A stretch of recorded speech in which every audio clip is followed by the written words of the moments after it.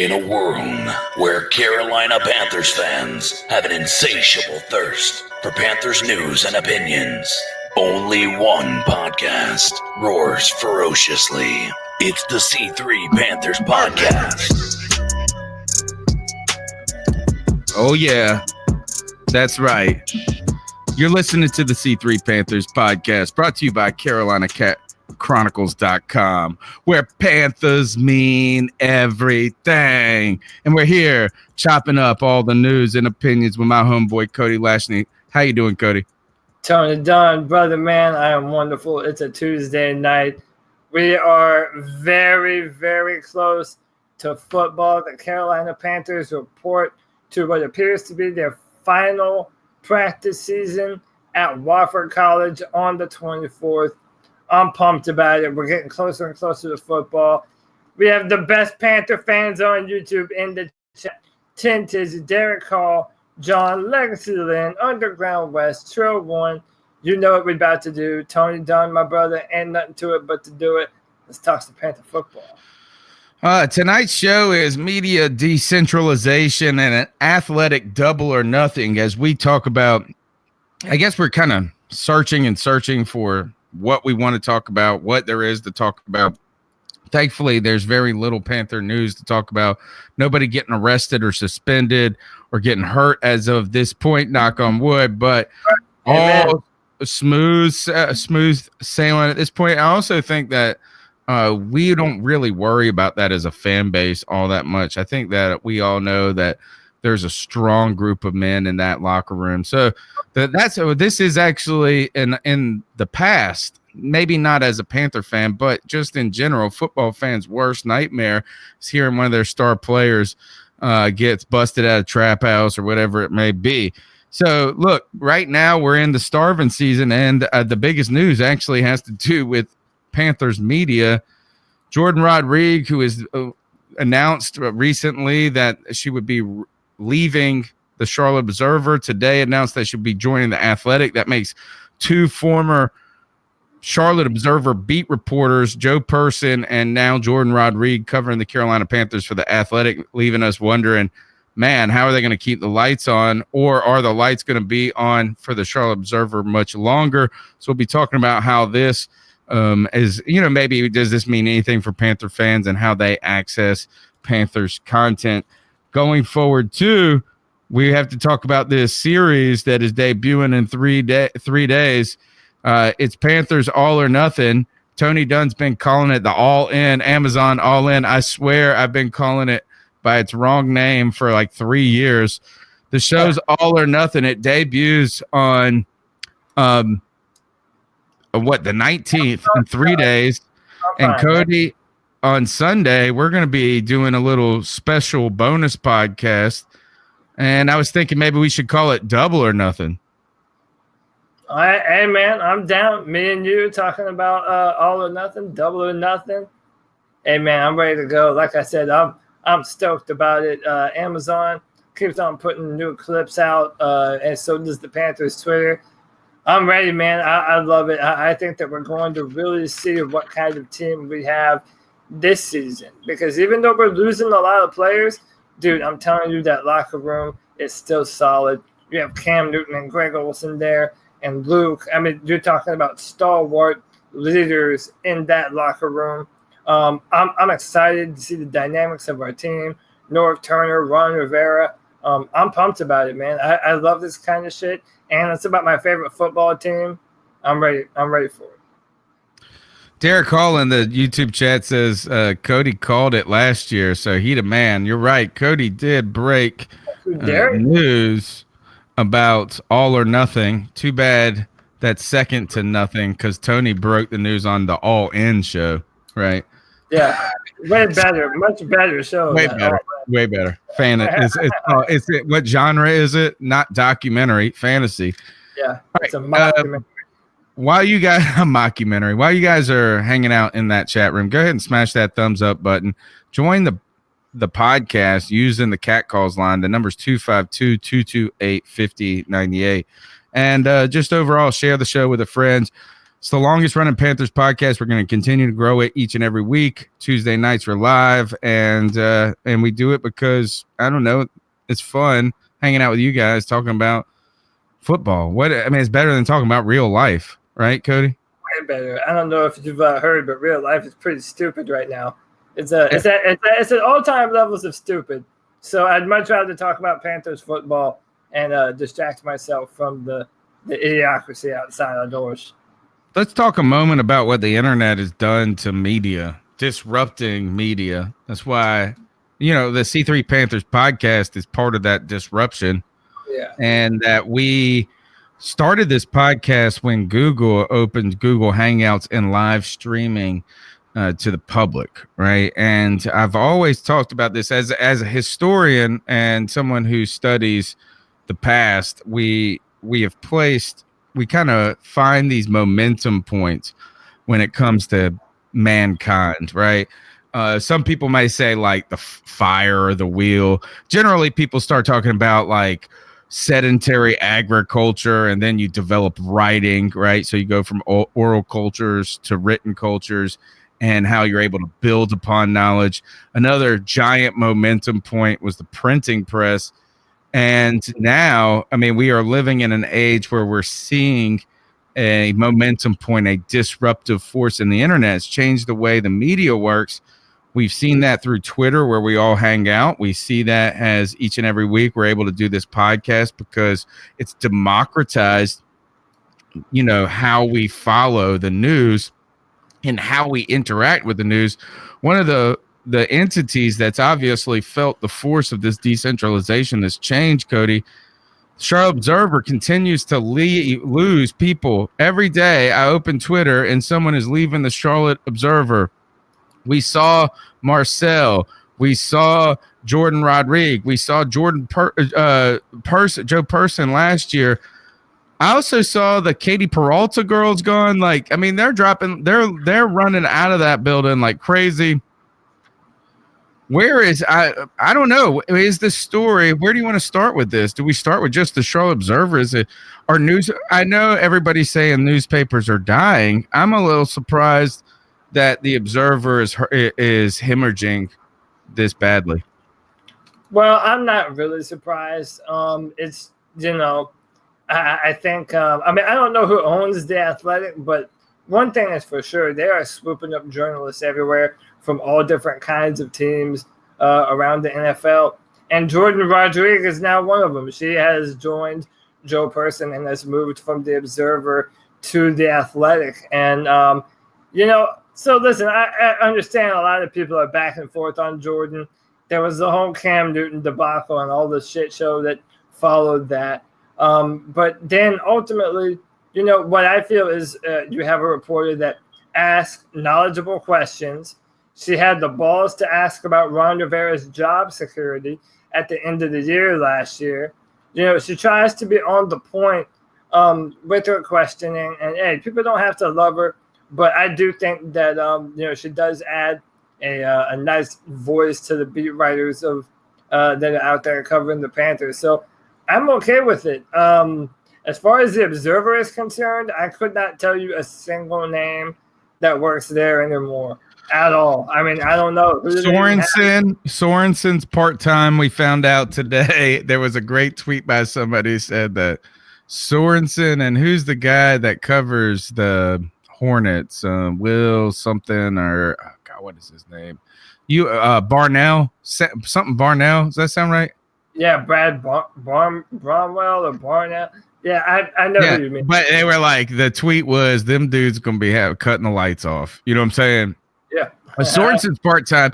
I think, dude, is really what you're seeing is it's kind of hard for these media giants to fund so much when fund so many individual writers and career writers to work the beat essentially for a diverse things. Think about this. They got politics writers, they got local government, they got social, they have hundreds and hundreds of writers.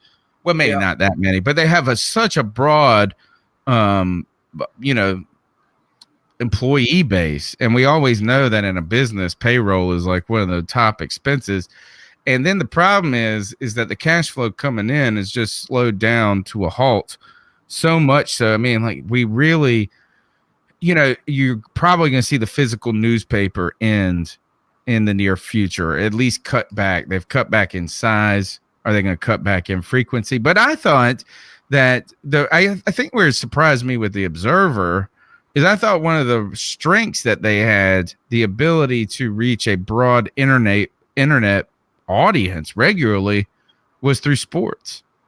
I thought that would have been, if they were going to forge ahead as a business, being a city that had access and had really good writers when it comes to historically, or at least strong writers historically covering the team.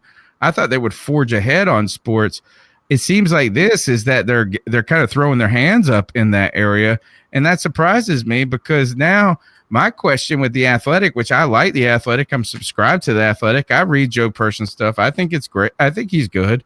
I think Rodriguez is good. I mean, I think she's young and some different things, but the Athletic kind of sold themselves on long form at writing. It was that their pitch has been for a while now, like in-depth coverage for the diehard fan, for someone who will pay to read a 5-page article. I'm wondering, when they double down in this manner, are they trying to diversify a little bit to shorter form, which technically sells better on the internet, or just period in life? Is people just they don't read the story. They read the headline, the first paragraph maybe, and that's it, and then they comment on it. Yeah, and Tommy Walker said in the chat, I'd like to see Tepper buy the Observer. So the Observer is actually owned by a company that owns a bunch of newspapers in different cities around the U.S. So they have a parent company. So if you buy the Observer, you're not just buying the Observer, you're buying all these other places that are probably going out of business themselves. It just seems like, when you have someone that's dedicated to putting together top flight written content like the Athletic is doing in a different kind of way, you get the feel that you're paying for a level of quality that comes with the Athletic, and a bunch of other stuff with the Observer that you might not be interested in. Like maybe you just want sports, and you're not really. Well, that's the cool thing with the one thing with the newspaper, Cody, is I don't buy either any of them, but I subscribed. That was for like $40 for the year. I was able to subscribe to the Charlotte sports page and the Raleigh News and Observer sports page, because they're owned by the same company. Yeah. Right. So like those are the best things. I get to follow the Canes. I get to follow basketball and on Tobacco Road. I then I had the best coverage when it came to the Charlotte Panthers, or at least the most instant coverage. We knew that the Charlotte Observer, those guys were they were the main voice. I don't know. I don't know if the Athletics model can work though. I'm interested to see, can a subscription-based service where you have to pay kind of significant, it's not free, it's not $1. It's like $3 or $4. It's like $4 a month, I believe, or more. Not entirely sure. I used the student discount because I got an EDU email, so I got it for 50% off. Like that, I'll use that. But are they going to be able to support 2 beat writers? That's a lot of money that they're going to be shelling out. Think about that.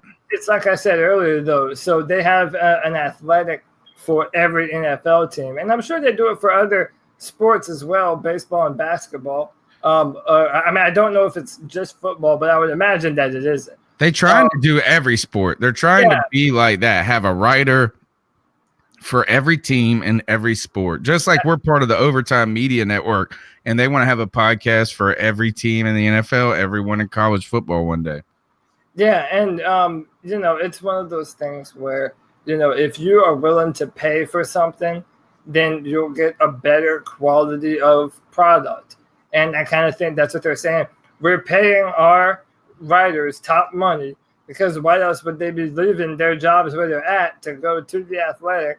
I mean, they consider it to be greener pastures. So you're paying for writers that are compensated for their work. I mean, that's the American dream, man. It is, but it's expensive too. What I is. mean by that, for And you're that paying for more. that company is paying a lot for that coverage. Yeah, for sure. And I will say, mark my words, write it down, folks, is that if the Athletic wants to thrive, they're gonna continue to have to, and I'm sure they're already doing this, is expand them beyond just the written form. Because really, how do they get? So they're going to have to get, if you're subscription based, you better not have a bunch of ads and that crap, right? So it's just going to be hard. I mean, think about how many people it would take to just pay Rodriguez's salary per year. So there's going to be interesting things. I think you'll watch the Athletics, see if they're able to crack this. Are they going to be able to? Are they going to become the next Charlotte Observer, like the dinosaur of the internet, or will they find a way to morph and evolve and become the next thing, right? But I'm happy with. Interesting though, I think interesting about the Charlotte Observer falling apart so much. Let's see, what else do we want to talk about? Well, I know what I want to talk about. All the three and Underground West have brought this to our attention. They have not seen this yet, and that's what we're here for. We got y'all covered. Cam Newton posted this on his Instagram. He is out with the boys in California, and Cam Newton's throwing the football like the bad man that he is. And he's out there with Christian McCaffrey. DJ Moore is out there. Jarius Wright is out there. Even Holyfield is out there. Curtis Samuel wasn't. But listen, man, that's all I'm happy to see right there. Cam Newton extending that shoulder, throwing the football. The range of motion looks great right now. He's putting the ball right in their hands. I mean, listen, this is so important that a quarterback and the receivers be on the same page, on the same wavelength. And Cam Newton has been doing this for a while now, meeting up with the guys on the receiving core and the running back core before the season starts. They used to do it in Baltimore. They did it out in California this time around, and I'm happy, man. That looks like a healthy throwing the football Cam Newton. Now, I mean other details, but that's what it seems. I got a detail. Number one, I've been saying this all along. Cam Newton has been especially visible since all of the injury talk. Just 2 months ago, people were talking about could he sit out the whole season, all that stupid nonsense, right? Cam Newton has been very visible throughout this process, which is important because that means that he's feeling good. Yeah. Right now, you're seeing this. You're seeing videos of him throwing. You're seeing that they're live streaming his throwing, all this. You didn't see that crap after his 2016 cleanup when he was coming in 2017 season. They come out there and they throw the ball. They come out the very first day of training camp. They come out there and Cam Newton's throwing for the very first time, and then they shut him down, for 5 days straight. And then it's kind of mishmash. This right here, folks, is good. These are great signs, right? This is like you're looking at all the tea leaves right now are reading the right way when it comes to Cam Newton, his shoulder health, and going forward. Cody, I want to bring this to you and your attention because we are going to be talking about this All or Nothing show, second in the ratings to All In, directed by Tony Dunn. But when I look at this right here and I start to think of that show, All or Nothing, and how they're going to track the Carolina Panthers from beginning to end throughout the season. Yeah. You're sitting there in week 7. We're 6-1 at that point, or whatever it is, 6-2 in week 8. If Cam Newton stays healthy there on that trajectory, you're sitting here going, this is crazy awesome. Thinking and knowing what we know about Cam's health now and his inability to throw the deep ball at all is how good was he in those first 5 games? And then you think of a healthy Cam, a more familiar Cam with Norv Turner. All of a sudden, I'm really secretly trying not to say it out loud, but we may have lightning in a bottle. Listen, man, I have said this for a long time now. And of course, I believe it. I know you believe it. I know most of the people in our YouTube chat believe it, but when Cam Newton is on and playing his best football, he is the most difficult to stop player in the NFL. He is the player that keeps defensive coordinators up at night because he's such a threat to run. He's so hard to take him off of his feet.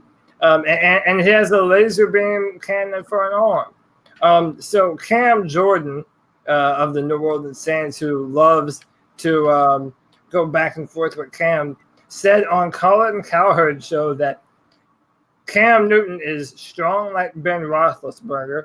He's got the accuracy like any other top-tier quarterback and can outrun you more than Russell Wilson can. And look, that's a guy that has to play Cam Newton twice a year. That guy isn't just making that up because he wants to say nice things about Cam. And he talks shit about Cam all the time, like trying to get under his skin. The fact that he is saying this means he believes it, and he doesn't think that highly of Matt Ryan. That's for damn sure. Well, I mean, who does? I mean, point. For sure. Listen, he's talking about from a defensive end perspective, who is harder or who is it more fun to sack? And he's talking about, well, with Cam Newton, you feel like you earned it. You have to bring that big son of a bitch down. You have to actually do your job. Whereas Matt Ryan, Drew Brees, even Jameis, as soon as you put your hands on them, they're folding like a cheap wallet, man. So you look in the chat room. Underground West says return of Super Cam, and you know it, and I know it, and we know it. We knew it. We weren't worried about it. Never. And I'm telling you, folks, we understand on this podcast at least, and I know that all Panther fan, the ones that, and I'm gonna say I don't like that true fan commentary, right? But there is a group of people that don't think that Cam means as much as he does. We are on that bandwagon that he means more than you can understand. Yes. And we just know it. And I know that the short-term memory of national football fans, the national media, may have forgotten Super Cam, but he's still there, right? He is still there, and the magic, all it takes is another 6-2 start, and all of a sudden they will be on Cam's jock like crazy. I mean, I wonder, I don't wonder, I know for a fact, people didn't talk about Drew Brees, the way that we do now when he was just, 30 years old. Or maybe they just started to talk about him in that kind of way. I mean, some quarterbacks really turn it on later than others. But it's not even about him turning it on. It's about, and I genuinely believe this, that on paper, as of right now, Cam Newton this year might have the best offensive line that he's had in his entire time here as a Carolina Panther. So if you're able to give him enough time, and he has the strength to stretch the football field and throw it downfield and hit those go routes like he was in 2015, and his ability to rush the football and his intelligence behind the line, dude, I'm telling you, there's no other quarterback that you want on your football team when they're playing at 100%. Cam Newton is that kind of player. We have better weapons around him. We've tried our best to build a wall around him. Kudos to Herney for that one. It feels as though now under David Tepper, we're finally trying to do right by Cam Newton. And I'm hoping, and I genuinely do believe, you will see the results this year to all of those pieces coming together. I want to look it up. Hold on. Jeff Schwartz, who drives me nuts half the time in life because he only talks to people that are jerks. Like, he is very thin-skinned in the fact that he will come at you if you're talking junk, but if you like really want to actually try to talk football and get some info from him, he will ignore you. Like, so you almost need to be a D-bag to talk to Jeff Schwartz. He had a tweet, and I'm trying to find it up here, and it was talking about how someone had said that, hold on, CMC should be the MVP, right? And that, all right, so here it is. He tweeted this. He said, a healthy Cam Newton is more important to the Panthers offense than CMC by far. Duh. All right. Yeah. So we're going into this all or nothing season. We're coming off of Cam Newton's injury where we're about to learn all of these things. Christian McCaffrey he's arguably a top 5 running back in the league, right? A guy that does all of it. And now a lot of talk surrounding running backs in the NFL. Melvin Gordon threatening the Chargers to sit out or demanding a trade. There's rumors now of Ezekiel Elliott sitting out training camp. These running backs know, particularly the ones that are selected in the first rounds, that they have 5 years on that rookie deal. And while that may be sweeter than being a 3rd-round pick, the worst thing about it is it takes them 5 years to get a deal. Now, CMC, amazing. Over 100 catches, 99% of offensive snaps, but still second fiddle to a healthy Cam Newton. Where do you post him in the running back top 5, or where do you put him in running backs? Ooh. And where do you think about what he is thinking as he's seeing these running backs around the league starting to recognize they got to leverage a little bit when they got it? I mean, as far as my top 5, that's so hard to say, man. I think that Saquon, is he in the top 5? Yeah, is he in the top 5? Yeah, he definitely is in the top 5. I mean, Saquon. In my mind, the perfect running back has to be able to do everything that Christian can do. You have to be versatile. You have to be able to catch passes. You have to be able to run routes. You have to be able to bounce it to the outside and run in between the tackles. And when you look at the level of dedication that he adds to the game, as Cam Newton calls it, that Caucasian preparation that he says Christian and Greg Olsen share. That's messed up. That's racist. That's racist. And just because you're saying nice things doesn't mean it's not racist. That's like saying black dudes have big dongs. It may be nice, but it's still racist. You know what? If it's racist, then Christian McCaffrey can go cry on the booty of his Instagram girlfriend who's just drunk. Oh, yes, she's hot. Sloppy Seconds from Edelman. And then rain money on top of her while she's sleeping. So yeah, I don't think he's too upset. But for sure. Listen, I'm top 5 to me. None of it matters because that's the number 2 on our offense. Once upon a time, it was Greg Olsen, but right now it goes Cam Newton number 1, and then Christian McCaffrey number 2 as the driving force behind the offense and making it run and being able to be versatile. So he is absolutely a valuable weapon. Unlike a lot of people would love to have a Christian McCaffrey, put it that way. Holy cow! I cannot believe did Adrian Peterson really? He had 1,000 yards rushing last year. Yeah. Where is Christian McCaffrey on the rushing? How many rushing yards did he have? I want to say right below 1,000, either right above or below 1,000. Hold on, I'm trying to look it up here. Maybe this. Okay, yeah, he had 1,098. He had over 1,000 yards rushing. So here are the guys that have more rushing yards than him: Chris Carson from Seattle, Joe Mixon. Not much. I mean, right. Then Todd Gurley had 1,250. Saquon 1,300. Ezekiel Elliott still had 1,400 yards last year. So now when we think about Christian McCaffrey, though, and how does it feel to you when you hear, what is your thoughts? Melvin Gordon holding out or forcing a trade. How do you think that's going to go over? I mean, not well. Because it's different. He's not Le'Veon Bell. You know what I mean? He's not going to demand the kind of, at least I don't think. I mean, they're handing out these crazy contracts now. So, I mean, I'm not surprised if they make him the highest paid running back in the NFL. I sure as shit would not.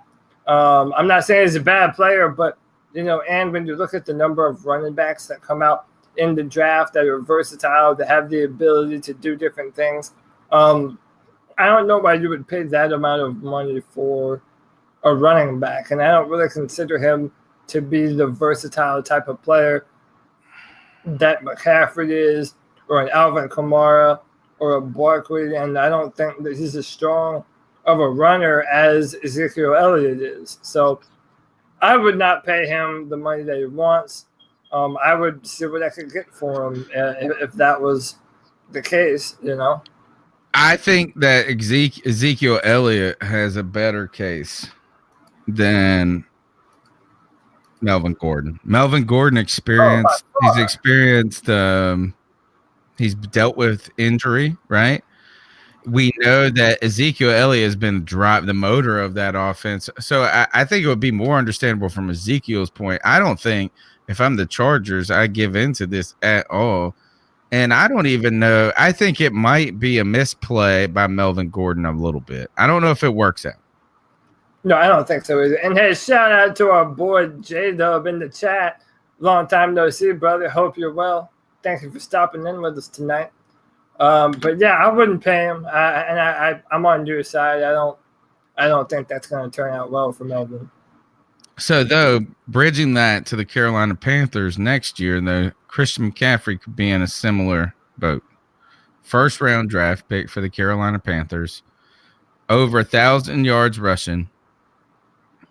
And as Josh from Mass has pointed out from my Southern accent, that he had 2,000 rushing yards, as in from Russia. Damn Russians. Meddling. He had 2,000 meddling yards. No, but you got a guy who's got 1,000 on the ground, 1,000 in the air, 100 catches, 99% offensive plays.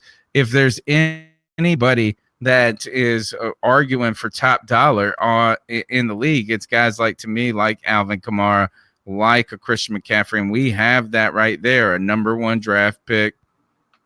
Yep. Do you, if you're Christian McCaffrey, start to say, hey, I need to be considered in the realm of a receiver? I think going back sort of to the Le'Veon Bell conversation, and that is, while I may be a running back and you use me like that, I do so much more. Maybe I'm not a top wide receiver that comes along, that are so rare, but I'm also rare in my own right. And I wonder if Christian McCaffrey, or do we just assume that because he's white and he's good looking, that he's just all of a sudden going to be like, oh, I'm a team player. And what I mean, that's a bad joke. And what I'm really saying this is we act like too, that Christian McCaffrey shouldn't do that, or wouldn't ever think that way. I'm saying he should. Well, listen, I'll tell you this. I think the days and years of players waiting until their 4th or 5th year to sign their contract, that's over and done with, man. They signed Carson Wentz to the richest quarterback money in NFL history after 3 years. And if they paid Ezekiel Elliott and you have contract negotiations with the NFLPA coming up, I'm telling you, man, they're trying to make that cheddar quicker than ever before. Also, because there are more and more players coming through the draft that are looking to take their job. So, yeah, man, the days of you waiting to the last minute to sign your star player, like how they did with Aaron Donald, yeah, that's never happening, never again. J-Dub, what's good with you? Like Cody said, he's in the chat room. Also, I saw Oliver Irwin from Northern Ireland, big fan of the podcast. Keep pounding. He says, man, welcome to the show. Glad to have you. And God bless. I'm a Catholic, and I'm pretty sure the Northern Irish people are Catholic. I think they are. Should know this. Are you Catholic? Oliver, are you Catholic? Okay, going on with this. Let's see. So my question was, should CMC hold out? I mean, I hope it doesn't, but man, I mean, what if he has, 1,300 Russian yards and 12 through the air? You know what I'm saying? Like, if he has that kind of season, then dude, he can say, I'm another LaDainian Tomlinson. So, especially if the Carolina Panthers, like J-Dub says, I love our roster and team this year. Imagine if we go out. If I think it would actually complicate a lot of things if the Panthers won a Super Bowl or made the Then if you're Christian McCaffrey, you're like, if you win a Super Bowl, then you already got the ring. Screw it. Pay me mugs. yeah, Back up the Brinks truck. Okay, if Cam Newton has another MVP season, pay me. He's gonna be a $35 million man. So you're gonna pay 35. Listen. I mean, we're kind of future sightseeing right now, but I mean, this is a very real scenario. What do you do in the event that Cam Newton balls out this year and Christian ball out this year, and they're gonna want more money? When is Christian up for a new contract? We drafted him in 2017. This will be his third year.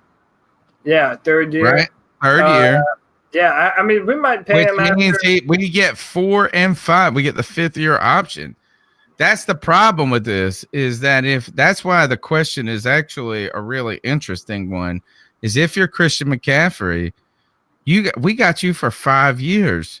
You need to get paid because running backs, they get worn down. That's why I think Zeke. That's why if Zeke don't get paid now, he's not going to be what he is in 5 years. Just can't be. Legacy Lynn says Tepper doesn't react. Tepper initiates action. I think that will apply to CMC. So reaching out to him. He better negotiate his deal like now. Well, but that's what I would say. Well, but David Tepper, I mean, like I said, we didn't say it, but he comes from a very different business. I need a pep talk, man. I need a pep talk. You need a pep talk? How about it stresses me out. Well, think of how awesome we are. How would a David Tepper pep talk serve you? That would help. All right, let's do it. Mr. Tepper. Hey, can you come holler at us, please? You wish you come to me. Oh, that's what I'm talking about. Like yeah. I don't feel bad if you had some positive words that just inspire us with. You know what I'm saying? Positive words inspire us. Win. Hey, I like that. Yep. How about that? That's a word, right? Damn right. Listen, you know what? You know how many times I've been down? I wonder where we're at in the season right now. We obviously have been losing. That was a long time ago. Yeah, maybe. Not a long time ago. I've been down 20% for the year. You know what you do when you're down? You come back. That's what you do when you're down. There's no staying down. Maybe this is early before we. No, it's cold outside. It's how you get back up when you lose. That's what matters. That's the truth. I've done it a few times in my life. You know, it always happens. People put me down, you just get back up again. That's what it is. That's all it is. Hey, right? Well, can you tell me this then? Tell me how you about to get these 20% back, because I want in. Want to know? Yeah, I want to know. I did it 3 times. Well, listen. I'm going to tell you what happened. Every time I'm down big, this is the truth. I'll show you the numbers. So if I'm down 20% the next year, every year I've been up 60%, and then 100% and 100%. Well, listen, you know brother. Why? Because I can't stand to lose. Me either. That's why I'm coming to see you. When you lose, you come back bigger. I tell you, TD can't shut up. That's the truth. Mr. Tepper said, bet down. No, you know what you do? You make smart, calculated moves. That's what it's about. Smart, calculated moves. Smart risks, right? Man, you know how much paper this hand untapped? From canvas. All right. What we need to know is, what do you guys think when do you think that was? All right, so the Panthers last year had lost to, let's see, we won on October 8th against the Lions. So before we had just beat the Patriots, right? Oh, is this the right season? That's year before. I'm willing to bet that this is after the Washington Redskins. After we lost to Washington in a very, very close game. That's when I think this is because they're still talking hopeful, So it seems like, it's the kind of message of, hey, you got knocked on your ass, but now you got to brush your shoulders off and get back up. I've had to do it in my line of work, and that's what David Tepper is talking about. So, hey, when a billionaire gives you a pep talk on being down, maybe you should listen to him, And I kind of think the Panthers are definitely open-eared to whatever David Tepper has to say to them. Interesting. It's cold. The ground is cold. I mean, the leaves are falling. Tepper's got a toboggan on. You're placing it, and there's leaves in the background. I'm thinking it's somewhere in October. Cam's not hurt yet. This might, like you said, and why is it so hard for me to figure out what we did last year?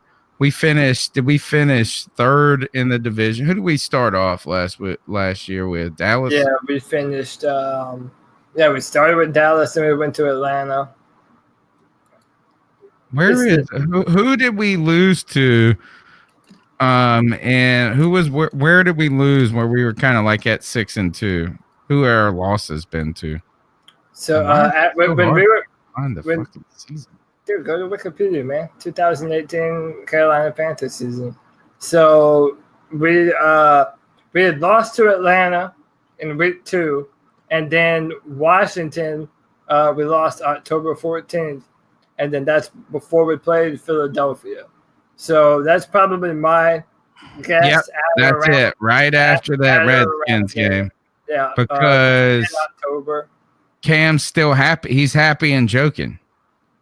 Yeah. If he was hurt, he wouldn't have been kidding around there. That's pre-November 8th. Yeah, I think so too, man. Good job. We're dissecting this. We're figuring this all out. Just like this is that the reporters are watching the All or Nothing series right now. Yeah. They watched it today. Jordan Rodriguez got to watch it. The guys from WFNZ got to watch it. You know that? And yeah, I saw they got the early special release of all the episodes, or just like one episode. Oh, that's a good question. Did they get to see all of it, or do they just get to see the first episode? And then I think there's also like a pre-release party you can get tickets to from Amazon. I saw somebody put one on Reddit that they got one. Like, so they're gonna go. Maybe the Panthers are putting on something where you can go screen it with them. Yeah. Yeah, there is something. I saw it on Reddit that they were doing something, but I don't know what. Hey, I'm gonna be watching it from the flat of my back. I'm gonna binge it all in one night, and then I'll continue maybe not the whole thing in one night, but I'll definitely watch a bunch of it and then refresh as we record our videos to upload to this channel. All right, let's go ahead and jump into the cat calls. You're listening to the C3 Panthers podcast. The number is 252-228-5098. You can be a part of the show.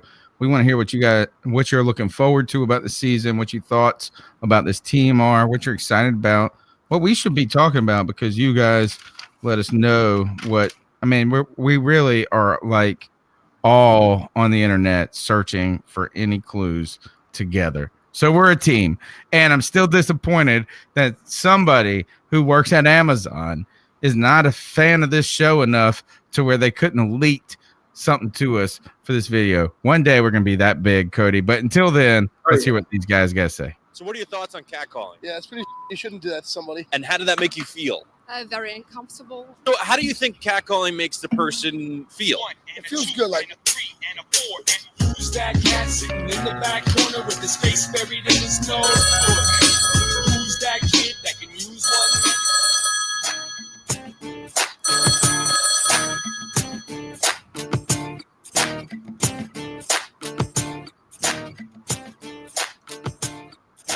Hey guys, this is J-Rod Joy. I know it's pretty slow. Joy, what's up?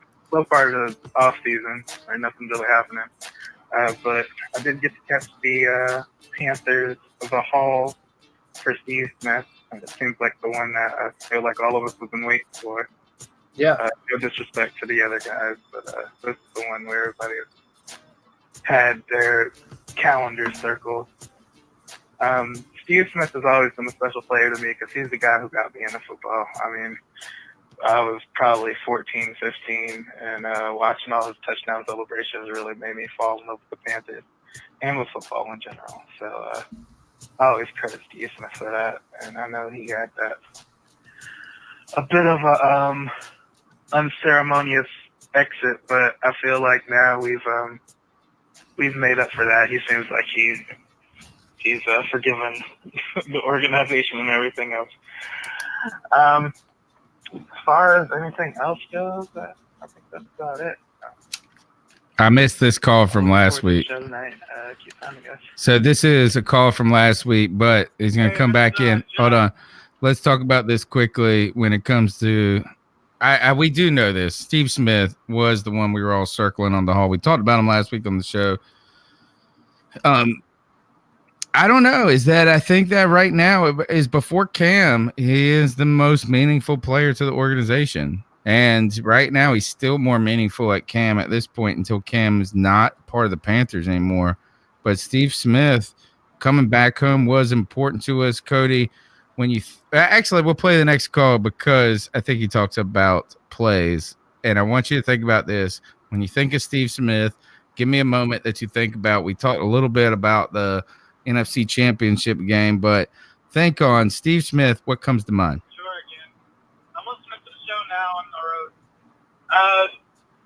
I just listened to the part about the favorite Steve Smith moment, and first thing that comes to mind is always the 2005 playoffs, especially the game against the Bears, where Steve Smith absolutely demolished the secondary. That's the best game ever. Celebration going down the field goal pole, and then he had that sick juke that they play all the time, where the defender just like loses both of his feet and just falls to the ground while Steve Smith just. That's always been my favorite moments in Steve Smith's career. All right. All right, so we talked about it a little last week, and I kind of got starstruck in the moment. There's so many kind of things I did want to bring up. One, what about the punching Ken Lucas in the face moment? That was a good one. That was one of our biggest free agent acquisitions in 15 years as a Panther fan. 12 years. It's like 2010 or maybe a little bit earlier than that. And he gets there, he gets off the jet, and then damn, Steve Smith breaks his nose in the first practice on purpose. Yeah, and I don't think either of us picked this last Tuesday, but then there's the ice up son on Akeem to leave, man. That started the segment that we end the show with. I mean, it's like I don't know. There's so many. The one where he catches the touchdown and mashes the dude in the air, like mashes the guy in the air, stiff arms him in the air into the ground, then runs past him. That might have been the time that Roman Harper. There was one game where Roman Harper comes and delivers a late dirty hit on Steve Smith while he was a Saint coming, and that actually was the reason I was slow to embrace Roman Harper. Did not like him from that moment. But Steve Smith, while people talked about his temper, guys tried to come after him. In fact, Janoris Jenkins is one of those dudes. When he used to play for the St. Louis Rams, him and Steve Smith squared off. Steve Smith was going to beat that dude's ass because Janoris Jenkins said that, or Steve Smith said on the radio afterwards that Janoris Jenkins was saying shit about his wife, like had Googled shit, like knew her name, or like, and was talking shit about his wife. Yeah. And Steve Smith was ready to beat that dude. He also fought some former player when we were in a Patriots former player who was like part of the media after a game. That was after the Ice Up Sun game. He got in a fight with a damn guy who used to play for the Patriots. My man. you wanted Steve Smith on your team. He used to fight with everyone, man. And I mean, easily the best receiver that the Panthers have ever had, and it's not even a little bit close. Yeah, shout out Steve Smith, man, the best wide receiver to ever play for the Panthers. Fantastic.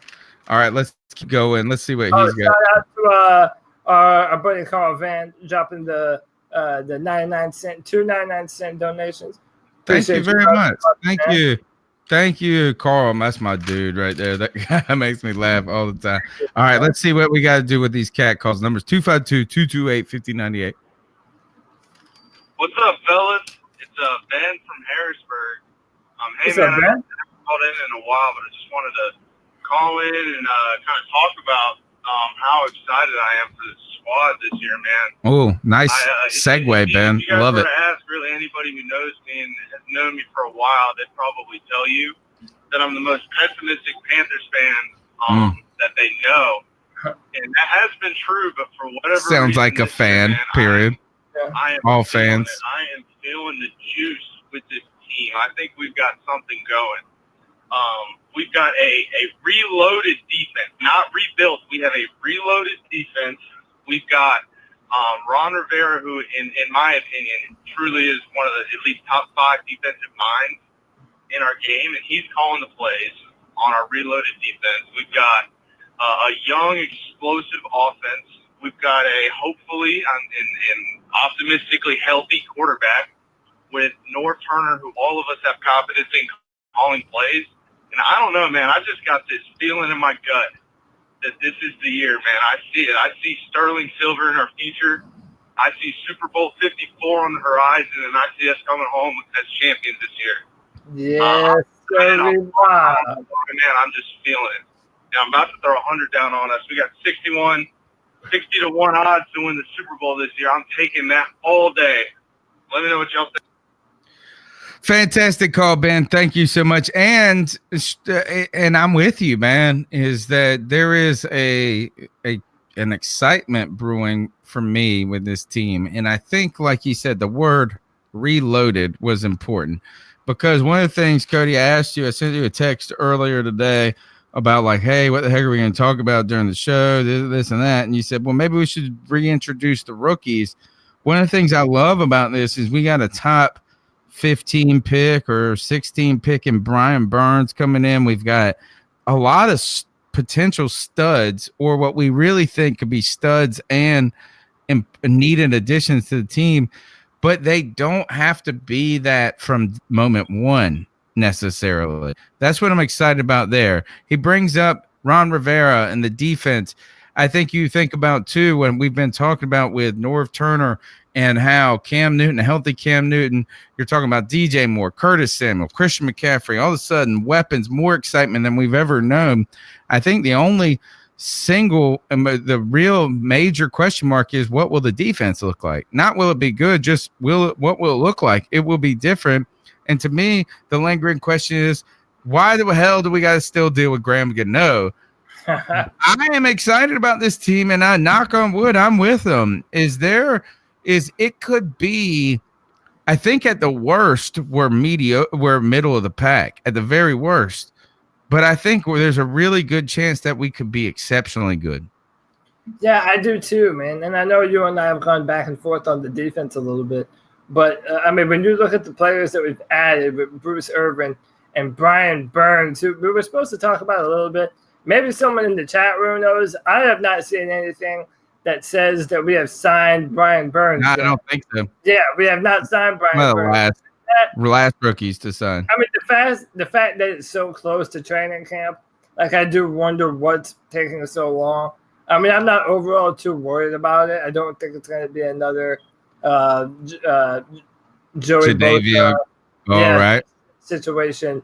So but Andrew, look at I mean, everything that we've done on the defensive line, bringing in Gerald McCoy. I mean, our offensive line and defensive line are set to be so much better this year than they were last year. We're more athletic. We're younger. We've added pieces in order to protect Cam Newton. I share the same optimism. I share the same exact optimism. This is a Super Bowl squad. And if Cam Newton is healthy, the stars are aligning for this Carolina Panthers football team. I want to see them continue to do it. I want to see some preseason football to see how they gel. But I'm in 100% agreement. I love the roster as it is right now. We might have the best young roster that we have ever had as a Carolina Panthers football team. And that's saying something. So before we get to the final catcall, Legacy Lynn, one of the best people and favorite people in the world, Lynn brings up an important discussion. She says, for my ice up pick, she says, I'm icing up Josh Norman. Josh Norman, there's a video. He's in Spain. All of a sudden, they're in this ring. There's a bull in there. There's hundreds of people. It seems like there's a lot of people in there. And all of a sudden, some dude comes flying out of nowhere and jumps over the entire bull, like leaps the bull. And it's Josh Norman. I saw a story. I did not get a chance to read it, but Jonathan Jones, former beat reporter for the Show Observer, now works for Sports Illustrated from UNC, wrote for the Tar Heel. He said that he talked with Josh Norman last year, and he kind of tweeted a story from last year about how Josh Norman does something each offseason to culture himself, to enhance and grow his life, or grow himself as a person. And in this case, he goes to Spain. He maybe not runs with the Bulls, but gets in there, a little matador action. Lynn thinks this is not a good decision on Josh Norman's part. Where do you stand? Josh Norman, kind of a Panther. He's a Panther love, a fan favorite of all time. Yeah. So when it comes to running with the Bulls, dude, I just don't get it, man. Like, okay, if you're an adrenaline junkie, go jump out of a plane or go bungee jump or do some of that shit. But could you imagine being trampled to death by bulls in a foreign country? Yeah, I'm kind of with Lynn on this one. That's just, you're doing too much. If you're the Washington Redskins, are you upset? Oh yeah. Well, I mean, it's weird because I'm not a part of the group of people that. So, for example, Patrick Mahomes had posted a video of him playing basketball, and people in the Chiefs organization didn't like it. And listen, I understand that you run the risk outside, of outside of playing football when you're doing stuff, but they have to be able to live their life. So I don't believe in too much policement. But at the same time, you're running with bulls, dude. Like, is there nothing else to help you satiate that adrenaline itch? I don't know, man. I don't know why you would do it. It seems pretty dumb to me. I am on the other side. I know, Lynn, you're not going to like this. I'm going to disagree. First of all, I got a couple points to make on this. Number one, if you're the Redskins and you're upset with this, first, you don't even have a front office. Every year, you don't even have a GM. Like, you're like an owner and two guys that one used to be your quarterback when you won the Super Bowl, but they have the most disorganized and dysfunctional front offices, it seems like, in the history of football. So they're oblivious. They don't even know to be upset at this point. Number two is that Redskins fans hate Josh Norman. They have talked nothing but trash since they signed him. They have just dumped on him. He's been in the doghouse with the coaching staff. They've hired all of this. So it's not like they really care. A lot of people were calling for him to be cut. So if he gets hurt here, it's just going to be like, we told you Josh Norman was an idiot. I love it. This is why I'm okay with it. I'm okay with his ass jumping over the bull, this and that, because that's kind of what makes Josh Norman and awesome. And what I really mean by this is that, yeah, a normal person doesn't go jump over a bull. A normal person doesn't do these types of things, but they also aren't the highest level athlete who wants the ball in the most pressure cooking situations. So Josh Norman's got an edge. He's got enough balls to jump over a bull, and he's got enough ups to not get his balls hooked on a bull. Enough ups to not be castrated by a bull. Good for him. Yeah, maybe. And I guess if you are the Redskins, you could be upset, but at the same time, Josh Norman has already gotten paid. He could still get cut, so it's not like he's going to lose any money. I mean, I guess he could lose a little, but I'm okay with it. I know. I don't know. Yeah, I mean, listen, I'm a huge fan of Josh Norman. I was super upset when we decided to let him go. JNO, it just seems like a cool ass dude. But hey, he's allowed to do what he wants. Is it what I would have done? Hell no. Yeah, right. Good point. No, and yeah, yeah. I'm glad. Look, he's a Redskin at least. And what I mean by that is it's a lot easier for me to say I ain't got a problem with it. If I go see Cam Newton jump over a bull, I'm like, no.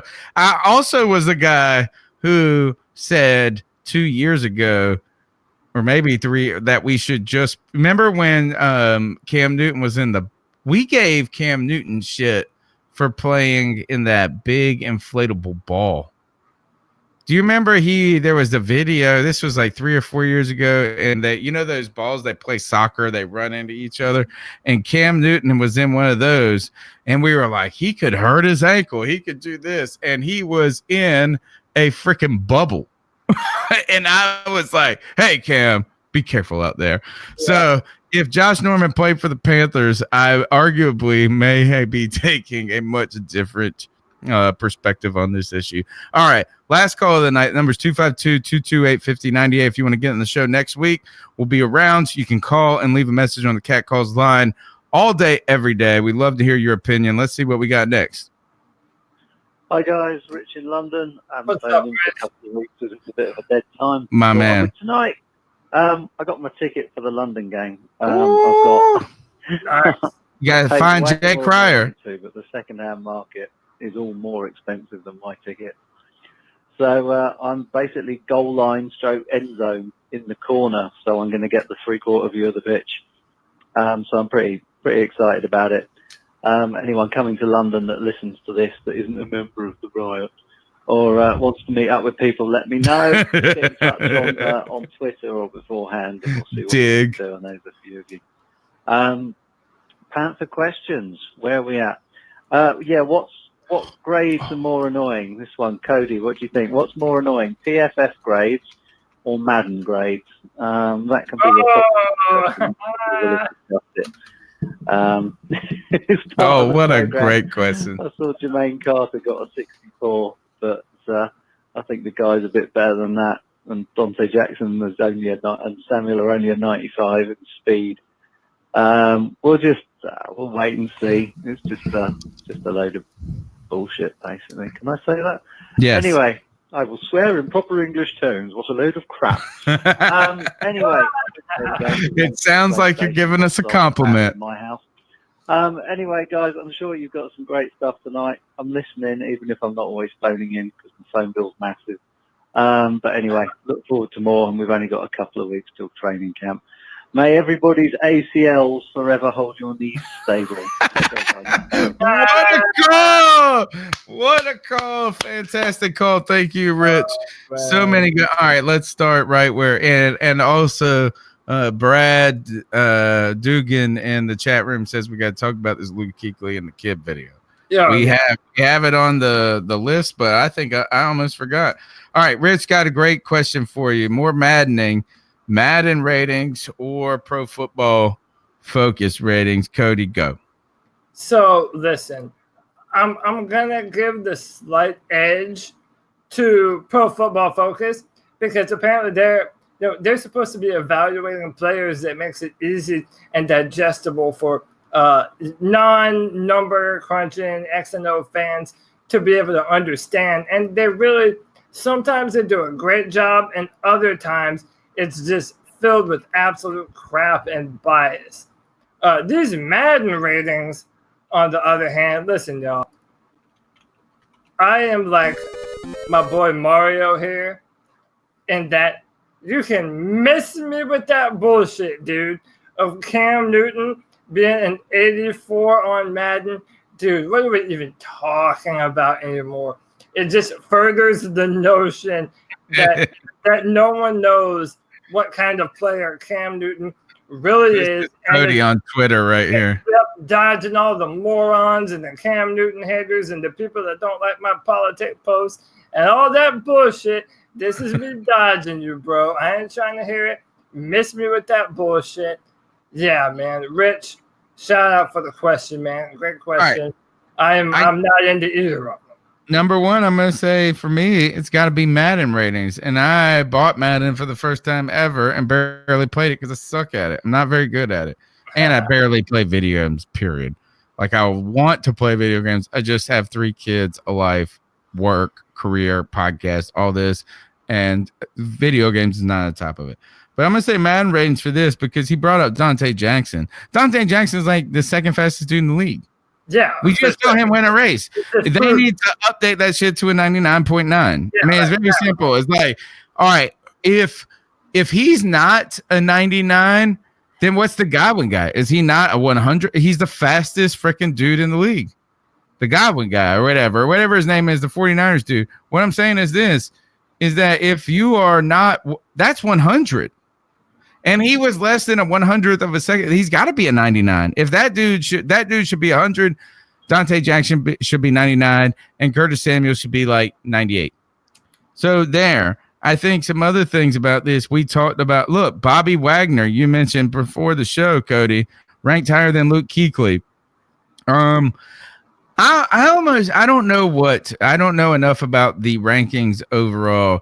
I just would say that the overall ranking I'm not as much concerned with, but in clear measurements where we got like tackling ability or speed, those things that are measurable, why are they not more accurate? I mean, I think the overall is more subjective and algorithmic, but Dante Jackson is the second fastest dude in the league. What does that make you?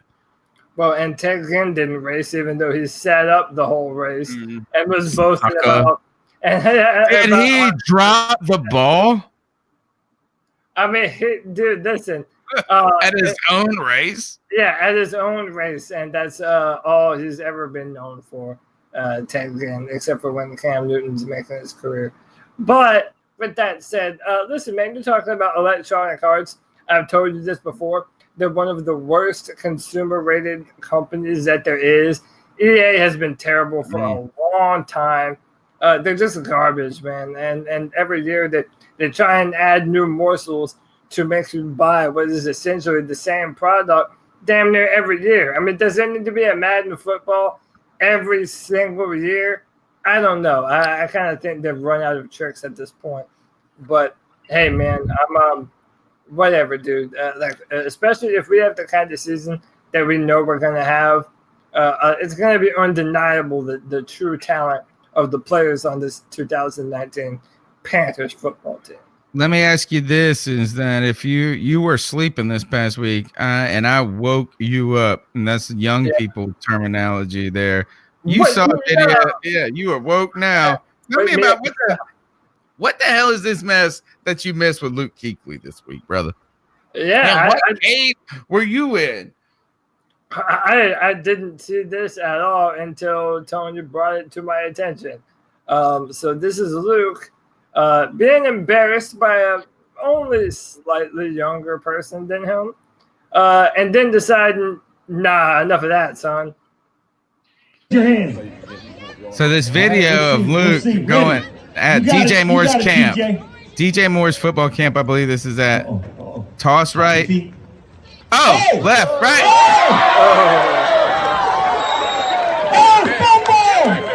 He got him. He got him moving left and right. So definitely got him. Then Luke said, nah. No. Don't mess with this guy. He goes hard.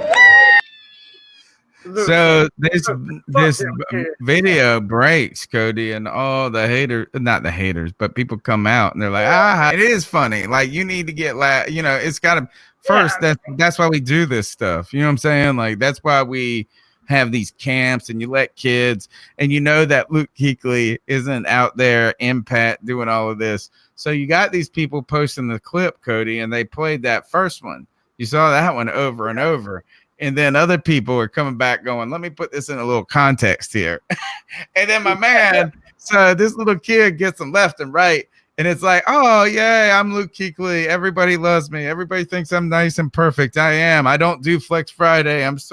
I watch film. All I do, I'm perfect. But you know what he still don't like?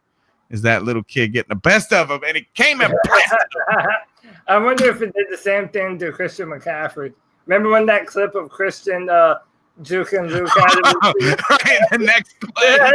The next just a hammer and be like, hey man, remember whose football field? Hey, sorry, stepping over him and shit. Like, my bad. I'm perfect still. So, and then Derek Hall brings up a great point in our chat room.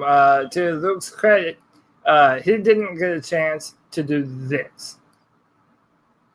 There's not as much tape on him as other guys I've seen. So, like, the more you watch on guys, the better feel for you can get for him. So, like, when Saquon's in, I got to understand what his running style is. He runs very strong. He's got really good contact balance. His ability to stop, start, and then his lateral ability to run away from guys is unique. He's fast, he's explosive, he runs strong. He's a special guy with the ball. If you don't understand kind of how he likes to run the ball, I think you put yourself at a disadvantage. Especially with a guy like this that's as unique as he is. You're putting yourself behind the 8 ball a little bit. So listen, man, Luke Kuechly, not only is he known as the best middle linebacker, but it's not just because of the physical gifts. Yes, the man is built like a Grecian god, but on top of that, the man is willing to do tireless hours of work like this. Ron Rivera has talked about having to kick him out of the locker room to tell him to go home and get some rest. I mean, the man is thinking about football. He is the commander general on the football field when the defense is out defending our dirt. And man, that it's such an asset to have that kind of player at the middle linebacker position. Luke changes the game of football in a way that a middle linebacker shouldn't be able to.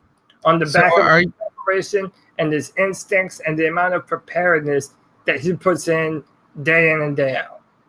Are you trying to tell me that this kid caught Luke Kuechly on a short week, right? On a Thursday night game after they played a 4 o'clock game on Sunday, and he's a rookie. There's little tape available. So Luke Kuechly, had he been had a little bit more rest time and preparation time, this kid never going to do that. And I heard that he saved a bus filled with drowning children, just 30 minutes prior, and then ran all the way from where the bus was to the event because he doesn't want to be late. That's just the kind of man that he is. So, yeah. So let me tell you this, is that I wonder how many views that video has on Twitter, but like 70% of them are Luke Kuechly. Yeah. Like he's studying it. He's like, he was like, no, this boy's tendency. Nope, never again. Never again. All right. But I love that second tackle, you can tell that it did piss him off. It definitely pissed him off that boy juked him out of his shoes. So it happens to the best of us. All right. So that's about it, isn't it? Is there anything else? Tony, we're two beautiful men. I don't know if that's related to Panthers, but is that if he's August, then you're saying that you're September and I'm October? I mean, hey, whatever you call it, don't call me late to dinner. Okay. All right. Well, I don't think we got anything else to talk about other than this. Is that, look, I do want to plug a couple of things. Number one, let's plug our Double or Nothing bonus podcast we'll be doing on the All or Nothing series on Sunday. I think we're shooting for Sunday to record this. We might live broadcast it if we might as well just live broadcast at maybe let's do 8:30 or 9 p.m. on Sunday. We'll work those details out. I'll tweet it out. Yeah, we'll figure it out. And let's just actually we'll settle on this. Let's settle on 9 p.m. Sunday night. It's a good time for everybody. The kids are in bed. So 9 p.m. we're gonna do Double or Nothing bonus episode talking about the first couple of episodes of the All or Nothing podcast. The reason we're doing this, not part of our show. Number one, our show goes hours and hours, period. Number two, we want you to be able to listen to the podcast and not with fear of spoilers, because look, we are all going to watch. The great thing about binge watching TV is we get to watch it on our time. So we don't want to ruin that experience for you. So we'll have something separate marked out so that you know that if you haven't watched the show and you are worried about what we're going to reveal, that you can catch up on a separate thing. The other thing is I got to start working on the C3 Fantasy Football League. We've got a great T-shirt design that Lynn has done for us with the Keep Pounding logo, British theme. It's going to be good. I just got to put my effort in at this time, but we have a fantastic fantasy football league that we'll have the draft in the first couple of weeks of August, not the first couple of weeks of August. I like to have the draft as late as possible so people don't draft somebody number one. They would tear an MCL like Ken was talking about in that call. Rich, excuse me, not Ken, Rich Kingston was talking about in that call. So look out for information when it comes to the C3 Fantasy Football League. And the last thing we got to do is we got to ice some fools up, Cody. And Hall of Honor segment on the C3 Panthers podcast is the ice up segment, where we tell someone to ice up, toughen up, to get it together. Mine is short and sweet this week, Cody. All right. I was sitting just at my local watering hole, waiting for my kid to get done with whatever activity it was. In the background is Sports Center on the TV or whatever, ESPN. I don't watch a lot of national TV shows. I get my news from you guys on Twitter, but the question was, and I was just reading, I'm just reading what they're talking about. I'm not really getting to hear it, but they were talking about, they were talking about the Atlanta Falcons offseason team in general. And the question was, do the Atlanta Falcons make the playoffs? Well, in the clips, the B-roll material that they're playing in the background, Matt Ryan rushes like 4 or 5 yards on the Panthers defense to only muscle in with his little girl body into the end zone against 4 Panther defensemen. One of those visibly Shaq Thompson in that picture. Look, I'm not saying Shaq Thompson. I'm icing up the Panthers defensive players getting run over by a girl. That's what happened in that. I can't see that again. Don't let that happen again. Panthers defense, kill Matt Ryan. Figuratively, literally, ice up you guys who let a girl run you over and truck you in the end zone. Yeah, how about this? Let's not let Matt Ryan or Drew Brees ever rush for a touchdown on us again. Yeah, ever again. Ever again. Ever in the history of ever and ever and ever. So listen, I'm going to make mine short and sweet, just to show you that people in government have no fracking idea what they're doing. Apparently, NATO accidentally revealed all the locations of the 150 nuclear weapons that we have spread all throughout Europe, dude. Because this world is so stupid. Like the people can't keep a secret. The internet wins again. There's no such thing as a secret. And even when a secret is kept, trust the people that are supposed to hold that secret are gonna fuck it up and let everyone know. Okay, and not only that, but we're gonna let people know that we have incredibly dangerous weapons just wherever inside someone else's country. And by the way, we don't even tell them where in their own country we're hiding them, because apparently we don't have to. So, how big is America's D, Cody, where they get to tell the world, we get to tell the world, you don't even get to think about nuclear weapons, but we might hide a nuclear weapon in your mama's junk. And you got to deal with it. We may not tell you. Have you seen but that's where we kept it. Have you seen that South Park episode? There's a schnook in her schniz. Yeah, man. Listen, the American pen pan is strong, stronger than it's ever been, and some people love that. Whatever. People don't Hey, want me to keep it secret, bitches. Excuse my language. 100% secret. So to everyone involved in this stupid ass story, man, ice up, son. And we got 150 of them. Wait, it's like, never mind. All right, that's it. I was going to say 99 problems and a nuke ain't one, but there's 149 problems you got to deal with. All right, that not working. My name's Tony Dunn. It's the C3 Panthers podcast. You can follow me on Twitter at @cat_chronicles. Be sure to subscribe to the show, share it with a friend. Thank you for all of you in the chat room. Susan Dean contributing, Carl Van contributing, Trill, Derek Hall, Underground West, Jake DeLome, all of you, Brandon Dugan. It's been great to hang out with you and talk Panthers football. Cody, you like to talk football and life on the internet. How can they find you on Twitter? At Cody Lack, CODYLAC on Twitter. Jake DeLome said, I'm going to have a visit from the CIA tomorrow. I believe it, man. I promise that green stuff is oregano and it doesn't belong to me.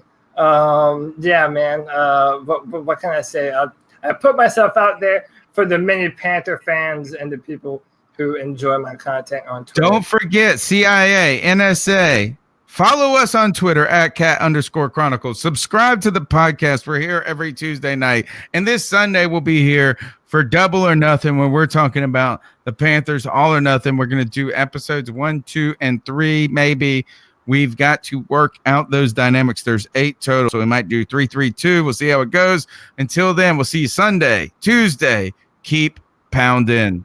And shout out to Susan Deans for the $10. Love you, Susan.